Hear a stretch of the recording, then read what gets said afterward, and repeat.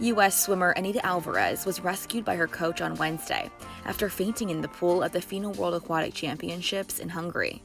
The 25-year-old had just completed her performance in the women's solo free routine competition when she went underwater and started to sink. In harrowing images from the moment, her coach, Andrea Fuentes, can be seen jumping into the water fully clothed to save her. Anita was brought to the surface and taken to seek medical treatment. Her coach told Access Hollywood's Kit Hoover on Thursday that she is okay and that doctors are monitoring her. Everything it's fine now, so we're we're grateful that it had a very good evolution of everything, and she's very good now, so it's everything under control. During the interview, she explained that she trains for this type of emergency. I always, for some reason, review everything so I know how to save somebody just in case, because I always think it's important to know to save any situation, and especially in our sport that it happens so often. Know that we have the ability to hold our breath for so long that sometimes we reach our limits and we pass out like other sports do. On Instagram, Andrea reminded people that this can happen in any sport, writing, "We sometimes forget that this happens in other high-endurance sports. Marathon, cycling, cross-country, we all have seen images where some athletes don't make it to the finish line, and others have to help them get there. Our sport is no different than others, just in a pool. We push through limits and sometimes we find them. Anita feels good now, and the doctors also say she is okay. Tomorrow she will rest all day and will decide with the doctor if she can swim free team finals or not. Thank you for all of your well wishes for Anita."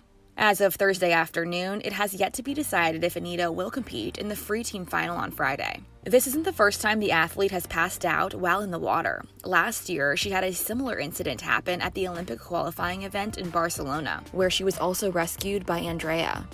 The heroic coach opened up about how she knew something was wrong this time around. At the end, I saw that her feet were a little bit more pale because, okay, when you see a person more pale, you see it, but we recognize the feet because we are a lot of times upside down. So I was, she's pretty pale. But just I looked, and then she finishes and she's doing this arm. And then instead of coming up and breathe, because the first thing you want to do when you're an artistic swimmer and you finish is you really want to breathe. And so instead of this, she was going down. So I immediately knew something was wrong. So I was like, nobody, let's go, because I know I'm a fast swimmer. So I went as fast as I could because in my mind it was like, fix it as fast as possible, reach her, grab her, pull her to the surface, make her breathe. No, that was my only thoughts the whole time. So I really didn't think anything. I just went directly to her. What happened next? What happened when you got to her? Okay, so that was the toughest part because when I pulled her out of the surface, she was not breathing, but her heart was okay. The heartbeat was on, but she was like so tight on her jaw. She was like this and not there, but super tight. And I was like, Anita, wake up! Like trying to wake her up, and she was like just gone, but not breathing. So here I was like, make her breathe, like my mission was like, you're gonna breathe right now. So I would like pull her sideways.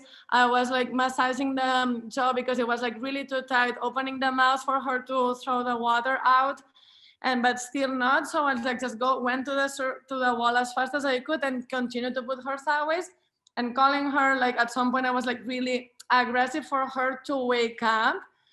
Because I know in these situations you have to create adrenaline for the person to wake up. And then so I opened more the mouth. She started throwing out the water and coughing, and then I knew she was fine because the heartbeat was okay.